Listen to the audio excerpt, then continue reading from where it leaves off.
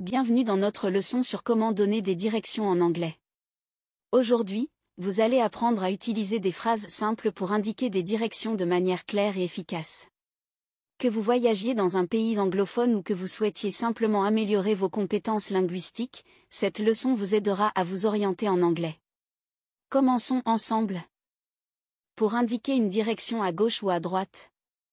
Pour dire tourner à droite en anglais on dit Turn right.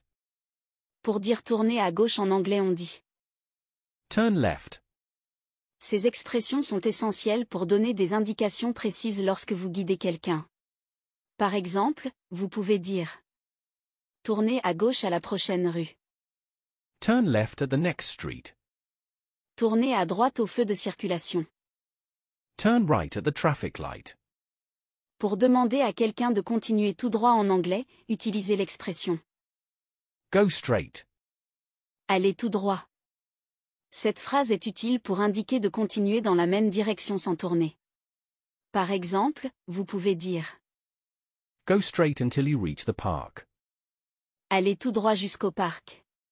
Cela permet à votre interlocuteur de savoir qu'il doit continuer sur la même route sans dévier. Pour indiquer qu'une direction se trouve à un coin de rue en anglais, utilisez l'expression At the corner. au coin. Cette phrase est utile pour donner des indications précises lorsqu'un lieu ou un changement de direction se situe à un carrefour. Par exemple, vous pouvez dire The cafe is at the corner of Main Street. le café est au coin de la rue principale. Pour indiquer à quelqu'un de traverser la rue en anglais, utilisez l'expression Cross the street. traverser la rue. Cette phrase est utile pour donner des indications lorsque le chemin implique de traverser de l'autre côté de la rue. Par exemple, vous pouvez dire Cross the street to reach the library. traverser la rue pour atteindre la bibliothèque. Pour indiquer qu'un objet ou un lieu est à côté d'un autre en anglais, utilisez les expressions Next to. à côté de, Beside. à côté de. Next to. Est légèrement plus informel et couramment utilisé dans le langage quotidien. Beside. Peut être perçu comme un peu plus formel ou littéraire, mais dans l'usage courant, il est également utilisé de la même manière. Ces expressions sont utiles pour indiquer la proximité entre deux objets ou lieux. Par exemple, vous pouvez dire The pharmacy is next to the bakery. la pharmacie est à côté de la boulangerie. Opposite et across from. Dans l'usage quotidien de l'anglais, les deux expressions opposite et across from sont couramment utilisées pour décrire des objets ou lieux situés de part et d'autre d'une rue ou d'un espace. L'expression correcte en anglais est généralement opposite ou opposite to, mais pas opposite from. Voici un aperçu de l'utilisation correcte.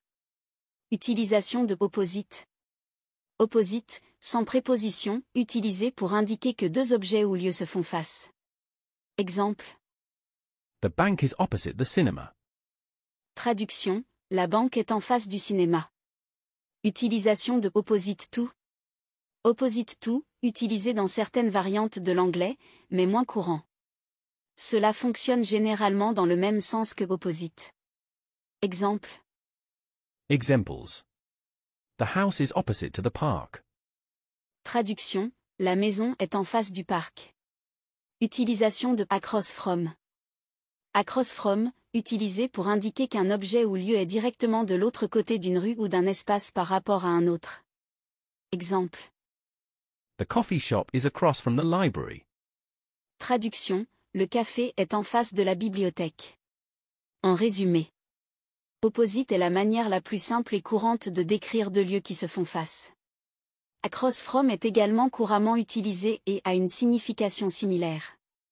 Opposite to est moins utilisé mais peut parfois apparaître, surtout dans des contextes formels ou dans certains dialectes. Pour indiquer la position relative d'un objet ou lieu par rapport à un autre en anglais, utilisez les expressions Behind. In front of. devant. Exemple. The car is parked behind the house. La voiture est garée derrière la maison. The statue is in front of the museum. La statue est devant le musée.